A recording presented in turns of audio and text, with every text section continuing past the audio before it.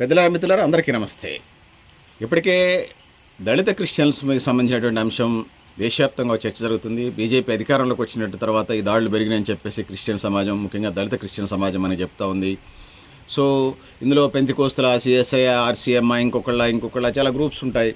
ఇవి దేశాలు స్పాన్సర్షిప్ ఇస్తూ ఉంటుంటారు.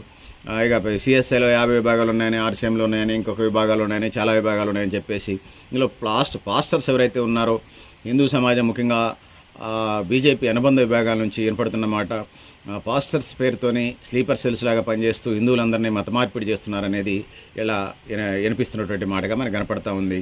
సో జనాలకు ఉన్నటువంటి అవసరాలను పెట్టుకొని హిందూ సమాజాన్ని అందరినీ కూడా దీంట్లోకి మారుస్తూ ఉన్నారని చెప్పేసి, హిందూ సమాజాన్ని అంతా కూడా క్రిస్టియన్స్లోకి మారుస్తున్నారని చెప్పేసి వినపడుతున్న మాట. ఎస్సీ ఎస్టీలకు సంబంధించి గవర్నమెంట్ ఆలోచించే క్రమం కూడా ఒకటి కనపడతా ఉంది. వీళ్ళంతా క్రిస్టియన్లోకి వెళ్ళినప్పుడు బీసీసీకి వస్తారు కాబట్టి క్రిస్టియన్ రిజర్వేషన్ అంటే ఎస్సీ ఎస్టీలకు ఎక్కువ రిజర్వేషన్ ఇస్తున్నారు. ఎస్సీలకు సంబంధించి ఏదైతే ఉందో దళిత క్రిస్టియన్లకు సంబంధించి రిజర్వేషన్ ఫలాలు ఎక్కువ ఇవ్వాల్సిన పని ఉండదు. ప్లస్ రిజర్వేషన్ కూడా బీసీసీ కిందకు వస్తుంది కాబట్టి ఆ విధంగా మార్చే కార్యక్రమం అయితే కనపడుతుంది. ఇప్పటికే ఆంధ్రప్రదేశ్ హైకోర్టు ఇచ్చినటువంటి తీర్పు ఏదైతే ఉన్నదో, ఆంధ్రప్రదేశ్ హైకోర్టు తీర్పుతో పాటుగా లేటెస్ట్గా సుప్రీంకోర్టు కూడా కొన్ని గైడ్లైన్స్ ఇచ్చింది. భారతదేశంలో హిందువులు, అదేవిధంగా బౌద్ధ, సిక్కులకు మినహాయించి మిగిలిన క్రిస్టియన్ మతంలోకి వెళితే ఖచ్చితంగా విదేశీ మతాల పేరుతో వాళ్ళు ఖచ్చితంగా సర్టిఫికేట్ మారాలని చెప్పేసి కోరుతున్నారు. సో అందుకోసం ఎస్సీ సర్టిఫికేట్ నుంచి బీసీసీ సర్టిఫికేట్కి వస్తారు. ఎస్సీ అంటే 10-15% రిజర్వేషన్స్ ఉంటాయి ఆ రాష్ట్రాల పరిధిని బట్టి. సో దేశవ్యాప్తంగా కూడా కేంద్ర ప్రభుత్వ ఉద్యోగాల్లో, విద్యా ఉద్యోగాలు అన్నిట్లలో రిజర్వేషన్స్ ఉన్నాయి. సో ఎట్లయితే బీసీసీకి వస్తారు, ఆ రిజర్వేషన్ 1% ఉన్నట్టుంది. సో దళిత క్రిస్టియన్స్గా మేము చర్చికి వెళ్తాం, ఖచ్చితంగా మాకు ఎస్సీ సర్టిఫికేట్ ఉండాలనేది ఒక డిమాండ్గా వినపడుతున్న నేపథ్యాన్ని మనం చూస్తూ ఉన్నాం. సో ఈ రిజర్వేషన్ 1% ఒకవేళ బీసీసీకి వచ్చినా కూడా అది 3 నుంచి 5% పెంచాలని డిమాండ్ కనపడతా ఉంది. ఇప్పుడు క్రిస్టియన్లోకి పోయినటువంటి వాళ్ళు బీసీసీ సర్టిఫికేట్ తీసుకుంటున్నారు. రెడ్లు, కమ్మలు, వెలంలు, ఇతర అగ్రకురాలు కూడా ఇలా మనం చూస్తున్నాం. బ్రాహ్మిన్స్ కూడా క్రిస్టియన్లోకి వెళ్ళేటువంటి పరిస్థితి మనం చూస్తూ ఉన్నాం. అసలు ప్రస్తుతం ఈ పరిస్థితి కారణం ఎవరు అనేది మనం ఇప్పటికిప్పుడు మనం చెప్పలేము. సో ఏది అయినప్పటికీ కూడా అసలు వీళ్ళు ఎందుకు పోయారు అనే దానికి వచ్చినప్పుడు నేను మహబూబ్నగర్ జిల్లా, ఉమ్మడి మహబూబ్నగర్ జిల్లా, నాగర్ కర్నూలు జిల్లాలో ఒక ఇన్సిడెంట్ జరిగింది. ఒక రజక కుటుంబానికి సంబంధించినటువంటి వాళ్ళు ఒక మాల సామాజిక వర్గం ఎస్సీ అమ్మాయిని చేసుకుంటే వాళ్ళకి ఒక కూతురు పుట్టింది. దేవాలయాలకు వెళ్ళినప్పుడు 100 రూపాయల టికెట్ పెడితే 100 రూపాయల టికెట్ అయిందని అడిగారు వీళ్ళు.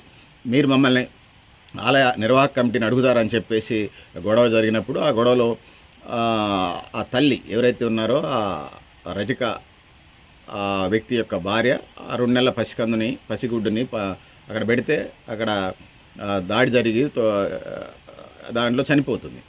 సో ఏం జరిగినది, దాని తర్వాత అక్కడ ఉన్నటువంటి అగ్రకుల ఆధిపత్య వర్గాలు ఏం చేసినాయి, అక్కడ పోస్ట్ మార్టం రిపోర్టు డాక్టర్లతో మేనేజ్ చేసుకొని డబ్బులు ఇచ్చి శ్వాస అందరికి సరిపోయిందని, అదేవిధంగా పోలీస్ డిపార్ట్మెంట్ కూడా కొనేసినటువంటి పరిస్థితి మనం చూస్తూ ఉన్నాం.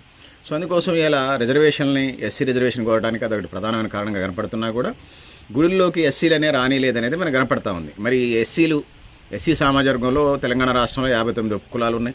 ఆ 59 ఉపకులాల్లో కూడా మాదిగ సామాజిక వర్గాలకి రిజర్వేషన్ ఎక్కువ వస్తుంది. మిగతా వాళ్ళు చాలామంది ఉన్నారు. పగడేసిగాళ్ళు ఉన్నారు, దొమ్మరోళ్ళు ఉన్నారు, ఇంకా అనేక రకాల బుడబొక్కలోళ్ళు ఉన్నారు. ఇట్లా 59 ఉపకులాల్లో మాదిగ సామర్థ్యాలే మనకు కనిపిస్తూ ఉంటాయి. ఇంకా చాలా ఉపకులాలు ఎస్సీలో ఉన్నాయి, వాళ్ళు వెనకబడి ఉన్నారు. ఈ పరిస్థితులు ఎట్లుంటే, కులం ఒంటరానితనం ఉంటే వీళ్ళకి సంబంధించి ఇప్పుడు కొంచెం లిబరలైజేషన్ ఉందిలే, కానీ గతంలో వీళ్ళని గుళ్ళకు రానిచ్చేవాళ్ళు కాదు. కులం తక్కువని అంటరానితనంగా వ్యవహరించేవాళ్ళు. రాజ్యాంగంలో కూడా రాశారు 17 ఆర్టికల్లో అంటరానితనం నేరం అని చెప్పేసి. అంత తీవ్ర స్థాయిలో ఉంది, రాజ్యాంగంలో రాసే స్థాయిలో ఉన్నది. సో ఒకవైపు గుడులకు రానియరు, దేవుళ్ళు పూజించనీరు, అంటరానితనం ఉన్నది. ఈ క్రమంలో వాళ్ళు క్రిస్టియన్లోకి వెళ్ళిపోయారు. దానికి కారణం హిందువులే కదా. సో మీరు దగ్గర రానిలేదు కాబట్టి వాళ్ళు ఇంకొక వెళ్ళిపోయారు, అంటరానితనం లేని చోట బతకడానికి పోయారు. సో ఇది జరిగిన మాట వాస్తవం. ఏది ఏమైనా ఎస్సీ సర్టిఫికేట్ సకల కుల జనగణన బీఆర్ఎస్ ప్రభుత్వం ఉన్నప్పుడు కానీ ప్రస్తుత కాంగ్రెస్ ప్రభుత్వంలో సకల కుల జనగణన 2 సార్లు జరిగినాయి. జనరల్గా చర్చికి వెళ్ళి ఏ చర్చికి వెళ్ళినా 10 మంది నుంచి 200-300 మంది దగ్గరనే చర్చిలే ఏమైనా కనిపిస్తాయి ఆదివారం రాగానే. మరి వీళ్ళంతా ఇది చేసుకుంటే 10 నుంచి 20% క్రిస్టియన్స్ ఉండాలి. కానీ సకల కుల జనగణన జనాభా లెక్కలు తీసినప్పుడు జనాభా లెక్కలకు సంబంధించి ఏ లెక్కలు తీసినా అది సకల కుల జనగణన కానీ పాపులేషన్ సర్వేలు కానీ తీసినప్పుడు అందులోనే ఎస్సీ అని రాయించుకుంటున్నారు, ఇటు చర్చికి వెళ్తారు. సో చర్చికి వెళ్ళేటువంటి వాళ్ళు 0.1% లాగా ఉంటుంది. ఆ 1% కూడా లేరు చర్చికి వెళ్ళేవాళ్ళు. కానీ రెగ్యులర్గా మనం చూసినప్పుడు చర్చికి వెళ్ళేవాళ్ళు ఎక్కువ మనకు కనిపిస్తూ ఉంటారు. ఎక్కడో గొడవ లేనప్పుడు సీరియస్గా ఫోటోలు గేటోలు పెడితే ఆ ఎస్సీ సర్టిఫికేట్ రద్దు అవుతున్న పరిస్థితి కూడా మనం చూస్తున్నాం. ఏది అయినప్పటికీ కూడా ఆంధ్రప్రదేశ్ హైకోర్టు తీసుకున్నటువంటి నిర్ణయం ఏదైతే ఉన్నదో, ఆంధ్రప్రదేశ్ హైకోర్టు దళితులకి చర్చికి వెళితే క్రిస్టియన్ సర్టిఫికేట్ ఇవ్వాలా, బీసీసీ సర్టిఫికేట్ ఇవ్వాలి, రిజర్వేషన్ ఎస్సీ 10%, 15% రాదు, ఖచ్చితంగా రాజ్యాంగం ప్రకారం ఎస్సీ ఎస్టీలకు సంబంధించి వాళ్ళ జనాభా నిష్పత్తిలో ఇస్తూ ఉన్నారు. సో అందుకోసం దేశవ్యాప్తంగా రాష్ట్రవ్యాప్తంగా 10-15% ఇస్తున్న పరిస్థితి మనకు కనపడతా ఉంది. వీళ్ళు చర్చికి వెళ్ళినప్పుడు క్రిస్టియన్స్గా మారుతారు కాబట్టి క్రిస్టియన్ బీసీసీ సర్టిఫికేట్ 1% రిజర్వేషన్కి వస్తారని, ఆ విధంగా ప్రభుత్వం ఏంది అంటే బీజేపీ వచ్చిన తర్వాత ఏడావిడ ఎక్కువ కనపడుతుందని చెప్పేసి యావత్ క్రిస్టియన్ సమాజం నేను టన్నుల కొద్దీ మాట్లాడిన సందర్భంలో ఇప్పటికిప్పుడు ఏదో నేను ప్రిపేర్ అయ్యి రాసుకొని వచ్చి ఏదో చేసి చెప్పడం చేయడం కాదు ఇది. సో నేను ఏదో రాసుకొని వచ్చి లేకపోతే మీతో చెప్పడం అనేది కాదు. సో ఇది యావత్ భారతదేశంలో చాలా కాలంగా జరుగుతున్నటువంటి మాట. చాలామంది చర్చికి సంబంధించినటువంటి పెద్దలు, చర్చికి వెళ్ళేటువంటి వాళ్ళు, అది ఉద్యోగులు కానీ నిరుద్యోగులు కానీ అదేవిధంగా వివిధ వర్గాలకు సంబంధించిన ప్రజలకు సంబంధించి మనం అడిగినప్పుడు వాళ్ళ అభిప్రాయాలు మనకు చెప్తా ఉన్నారు. వాళ్ళు మమ్మల్ని గుళ్ళోకి రానిలేదు, మేము చర్చికి పోయాను, మళ్ళీ ఇలా సర్టిఫికేట్ లేనంటే ఎట్లా అనే చందంగా తయారైన పరిస్థితి ప్రభుత్వం వైపు నుంచి కేంద్ర ప్రభుత్వంలో ఎన్డీఏ ఉన్నది. ఆ చట్టం హైకోర్టు చేసినటువంటి ఏదైతే ఉందో దళిత క్రిస్టియన్లకి ఎస్సీ సర్టిఫికేట్ ఇవ్వమనేది, వాళ్ళని దళిత క్రిస్టియన్కి ఎస్సీ సర్టిఫికేట్ ఇవ్వాలనేది పెద్ద ఎత్తున క్రిస్టియన్ ఆర్గనైజేషన్స్ చేస్తున్న పరిస్థితి మనం చూస్తా ఉన్నాం. వాళ్ళు పోవడానికి ప్రధానమైన కారణం కూడా ఇదే మనకు కనిపిస్తూ ఉంది. గుళ్ళోకి రానిలే అంటరానితనం, వాళ్ళకి రక్షణ ఉన్నసాటి పోయారు, దేవుడిని పూజించుకోవచ్చు, కులాలు పట్టించుకోరు, అందుకోసం క్రిస్టియన్ మతంలో పోయారు. ఇప్పుడు మళ్ళీ ఇవన్నీ కనపడుతున్నాయి. ప్రభుత్వం సైడ్ నుంచి ఏం కనపడుతుందంటే ఎస్సీ రిజర్వేషన్ ఏదైతే ఉన్నదో, ఎస్సీ రిజర్వేషన్కి సంబంధించి నిధులు ఎక్కువ అలాట్మెంట్ చేస్తున్నాం. వీళ్ళు మళ్ళీ క్రిస్టియన్స్గా మారుతున్నారు కాబట్టి వీళ్ళు క్రిస్టియన్ సర్టిఫికేట్ ఇచ్చినప్పుడు బీసీసీ వస్తుంది, ఒకవైపు ఫండ్స్ ఇవ్వాల్సిన రేషియో తగ్గుతుంది, రెండో వైపు వాళ్ళు అటు వెళ్ళినప్పుడు రిజర్వేషన్స్ మారుతాయి. ఆ విధంగా ఉంటుంది అనేది ముఖ్యంగా బీజేపీ అనుబంధ సంఘాలు, బీజేపీ ప్రజా సంఘాలకు సంబంధించి వచ్చినప్పుడు ఈ అఖండ భారత్లో అందరూ హిందువులే, తర్వాత వీళ్ళు అందులోకి పోయారు. కొంత మా సైడ్ నుంచి కూడా హిందూ సమాజం వైపు నుంచి కూడా కొన్ని పొరపాట్లు జరిగి మళ్ళీ వాళ్ళందరూ తెచ్చుకునే ప్రయత్నం చేస్తున్నామని చెప్పేసి చెప్తా ఉన్నారు. చూద్దాం. ఇండియా ఇది డెమోక్రటిక్ కంట్రీ, ప్రజాస్వామ్యం అనే దేశం, రాజ్యాంగం ప్రకారం నడుస్తూ ఉంది. సో ఇది ఒక సెక్యులర్ స్టేట్ అంటా ఉన్నారు. ఇది సెక్యులర్ స్టేట్ అనేది 42వ రాజ్యాంగ సవరణ ద్వారా పెట్టారు, కానీ అంతకుముందు సెక్యులర్ లేదు అంబేద్కర్ రాజ్యాంగం రాసినప్పుడు. అందుకోసం ఇక్కడ అఖండ భారత్లో వాళ్ళంతా హిందువులే. తర్వాత కాలమాన పరిస్థితుల ప్రకారం ఇతర మతాలకి, ఎడారి మతాలకు పోయారని చెప్పేసి బీజేపీ వైపు నుంచి వినపడుతున్నటువంటి వార్తలుగా మనకు కనపడతా ఉంటుంది. సో అందుకోసం దీని మీద మరి క్రిస్టియన్ సంఘాలు ఎప్పటికే యాజిటేషన్ చేస్తున్నాయి, రిప్రజెంటేషన్స్ ఇప్పటికే ఇస్తున్న పరిస్థితి నేను చూశాను. వాళ్ళకి సంబంధించిన వాళ్ళు ఎవరిని కలిసినప్పుడు మంచి శబరం మాట్లాడుతూ ఉంటాయి, ఏం జరుగుతుంది ఏందనే దానికి సంబంధించి వచ్చినప్పుడు. సో ఈ క్రమంలో క్రిస్టియన్ సమాజం దళిత క్రిస్టియన్ని ఎస్సీ సర్టిఫికేట్ అనేది డిమాండ్ కనపడుతూ ఉంది. పెద్ద ఎత్తున ల్యాబింగ్ కూడా నడుస్తూ ఉంది. మరి ఏం జరుగుతుందో చూడాలి. బీజేపీ దీని మీద సీరియస్గానే ఉంది. మళ్ళీ మొత్తం మాతృ సంస్థలోకి రావాలి, హిందూ సమాజంలోకి రావాలని చెప్పేసి వాళ్ళు సీరియస్గా ఉన్నారు. వాళ్ళేమి దళిత క్రిస్టియన్లకి ఎస్సీ సర్టిఫికేట్ ఇస్తారని నేను కల్లోగా అనుకుంటున్నా. వాళ్ళు ఉన్నంతకాలం కాంగ్రెస్ వస్తే ఇస్తే అప్పుడు సంగతి దేవుడికి, కానీ ఇది పరిస్థితి ఈ విధంగా ఉన్నది. సో ఇప్పుడు దేశవ్యాప్తంగా చర్చకు కారణం ఏంటంటే ఆంధ్రప్రదేశ్ హైకోర్టు ఇచ్చినటువంటి తీర్పు ఏదైతే ఉందో, దళిత క్రిస్టియన్లు అంటే ఎస్సీ సమాజ వర్గం సంబంధించినటువంటి వాళ్ళు చర్చికి వెళ్తే వాళ్ళు క్రిస్టియన్ బీసీసీ రిజర్వేషన్కి వస్తారని చెప్పేసి దాన్ని సుప్రీంకోర్టులోకి వెళ్ళినప్పుడు దాన్ని నిన్న కోర్టు తీర్పు ఏం చెప్పిందంటే అదే చెప్తా ఉన్నది. నిన్న కోర్టు తీర్పు ఏం చెప్పినది supreme court. So AP high court, Andhra Pradesh high court ఇచ్చినటువంటి తీర్పుని మేము యాక్సెప్ట్ చేస్తున్నాం. దానికి క్రిస్టియన్ సమాజానికి సంబంధించి వచ్చినప్పుడు అది ఖచ్చితంగా క్రిస్టియన్ సమాజానికి సంబంధించి వచ్చినప్పుడు అది ఖచ్చితంగా బీసీసీ రిజర్వేషన్, ఎస్సీ రిజర్వేషన్ వర్తించదని. ఇంకోవైపు ఎన్డీఏ బాలిత వర్గాలకు సంబంధించి ఎస్సీలో ఉన్నటువంటి వాళ్ళకి ఎక్కువ డబ్బులు ఇవ్వాల్సి వస్తుంది. మళ్ళీ ఎస్సీలుగా ఉండి ఇటువైపు మళ్ళీ మత మార్పులు జరుగుతూ ఉన్నాయి, వాళ్ళు క్రిస్టియన్స్ వైపు వెళ్తూ ఉన్నారు. ఎస్సీలు బీసీకి కిందకి వస్తే రిజర్వేషన్స్ తగ్గుతాయి, ఫండ్స్ కూడా ప్రభుత్వం ఇచ్చే ఫండ్స్ తగ్గుతాయి. అది ఒకటి. రెండోది బీజేపీ అంతరంగాలకు సంబంధించి రాష్ట్రీయ ఎజెండాలు ఉంటే వాళ్ళకి అందరినీ మళ్ళీ హిందూ సమాజంలోకి తీసుకురావాలనేది ఏకైక ఎజెండాతో వాళ్ళు పనిచేస్తున్న పరిస్థితి కూడా మనం కనపడుతున్నాం. దానికి సంబంధించి యశ్వంత్ పరిషత్, బజరంగ దళ్ళు, ఇంకా ఆర్ఎస్ఎస్ వీళ్ళంతా పెద్ద ఎత్తున పనిచేస్తున్న పరిస్థితి మనం చూస్తూ ఉన్నాం. సో ఇది పరిస్థితి. మరింతమంది అభిప్రాయాలు ఈ అంశం మీద తీసుకునే ప్రయత్నం కూడా మళ్ళీ చేసే కార్యక్రమం చేద్దాం. నాకు తెలిసి అంటే చాలా కాలంగా నడుస్తున్న అంశం ఇది, నా చైల్డ్హుడ్ నుంచి. ఎస్సీలు ఎవరైతే ఉన్నారో వాళ్ళు చర్చికి వెళ్ళిన వాళ్ళు, దళిత క్రిస్టియన్స్ ఏమో వాళ్ళు ఎస్సీ సర్టిఫికేట్ ఇవ్వాలంటున్నారు, ప్రభుత్వాలేమో లేదు వాళ్ళు క్రిస్టియన్ సర్టిఫికేట్ తీసుకొని బీసీసీ రిజర్వేషన్కి పోవాలి అని అంటున్నారు. 1% ఉన్నట్టుంది బీసీసీ. సో ఏమవుతుందో చూద్దాం. బాలు ప్రభుత్వం క్రిస్టియన్ సమాజం మధ్య ఉన్నది. ఇందులో ప్రధానంగా వాళ్ళ చెప్పేటువంటిది హిందూ సమాజం వైపు నుంచి, ముఖ్యంగా బీజేపీ సమాజం. హిందూ సమాజం అంటే అందరూ ఎవరు పనులు వాళ్ళు చేసుకుంటారు, వాళ్ళ పనులు వాళ్ళకుంటాయి.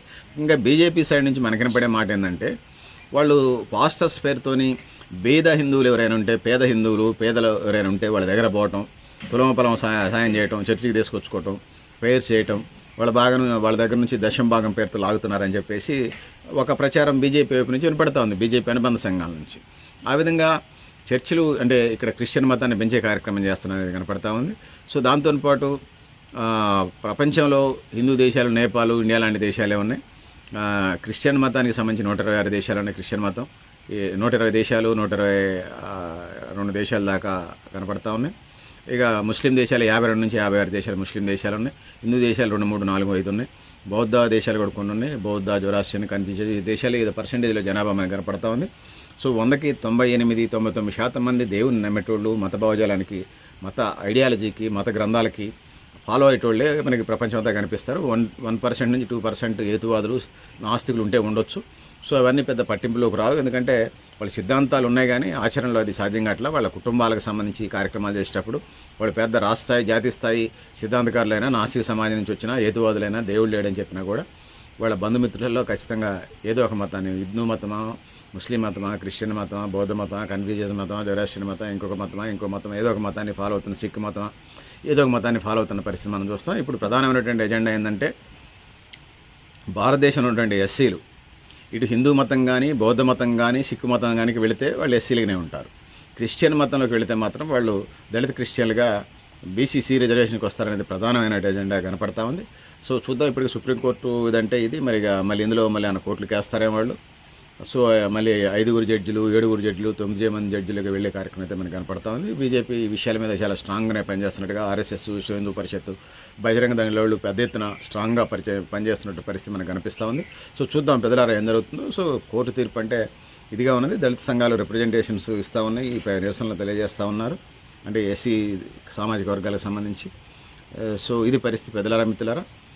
సో ఎస్సీలంటే ఊరికి దూరంగా అనేక శతాబ్దాల పాటు ఉన్నటువంటి వాళ్ళు కేవలం మతాన్ని బేస్ చేసుకోకుండా ఖచ్చితంగా ముందు ఆర్థికంగా ఆ కుటుంబాలు ఎదిగే కార్యక్రమం అటు ప్రభుత్వం నుంచి కానీ, ఇటు దళిత సమాజం నుంచి కానీ ఆలోచన చేసి ముందుకు పోవాలి. ఎందుకంటే భారతదేశం అభివృద్ధి అంటే అన్ని వర్గాల అభివృద్ధి కాబట్టి కొన్ని పట్టు విడుపులు అటు ప్రభుత్వం సైడ్ నుంచి ఉండాలి, కొన్ని పట్టు విడుపులు ఇటు దళిత క్రిస్టియన్ల వైపు నుంచి కూడా ఉండాలి. సో ఏదైనా తెగేదాగా లాగితే ఉపయోగం లేదు. ఇంకొక క్రిస్టియన్ సమాజం మా చర్చిలని గోలగొడుతున్నారని చెప్పేసి పెద్ద ఎత్తున ఆరోపణ చేస్తున్నారు. సో ఏ పర్మిషన్తో వాళ్ళు కట్టుకున్నారు, అసలు ఇంత పర్సంటేజ్ నాకు విశ్వ హిందూ పరిషత్తులు కలిసినప్పుడు చెప్పారు, 10%, 100కి 10% జనాభా ఆ ప్రాంతంలో ఉంటేనే చర్చి కట్టాలనేది నామ్స్ అండ్ జెండర్స్ నియమ నిబంధనలు చెప్తున్నాయి, గైడ్లైన్స్ అట్లున్నాయి. వీళ్ళు అసలు ఊరు మొత్తం 10 మంది లేకపోయినా చర్చి కట్టేస్తున్నారు, అట్లెట్లా పర్మిషన్స్ ఉంటాయనేది ముఖ్యంగా బీజేపీ అనుబంధ సంఘాల నుంచి వినపడతా ఉంది. సో నాకు తెలిసి ముస్లిమ్స్, క్రిస్టియన్స్ బీజేపీ పరిపాలన సంతృప్తిగా లేరు. వీళ్ళంతా మూకుమ్మడిగా కాంగ్రెస్ చేసినా చేయకపోయినా ఖచ్చితంగా వీళ్ళు కాంగ్రెస్ కోటేయడానికి అది ప్రధాన కారణంగా మనకు కనపడుతుంది. ఇది పరిస్థితి పెద్దలారా, మిత్రులారా.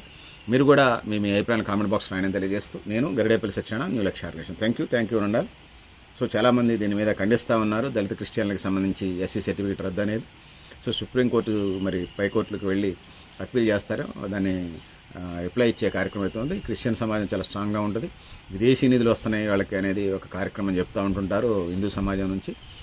సో విదేశీ నిధులు వచ్చినప్పుడు సామాజిక సేవ చేయాల్సిందే, సోషల్ వర్క్ని ఎవరు కాదనరు. వీళ్ళు మత మార్పిడి చేస్తున్నారని చెప్పేసి బీజేపీ వైపు నుంచి, బీజేపీ అనుబంధ సంఘాల నుంచి మనకి వినపడుతున్నమాట.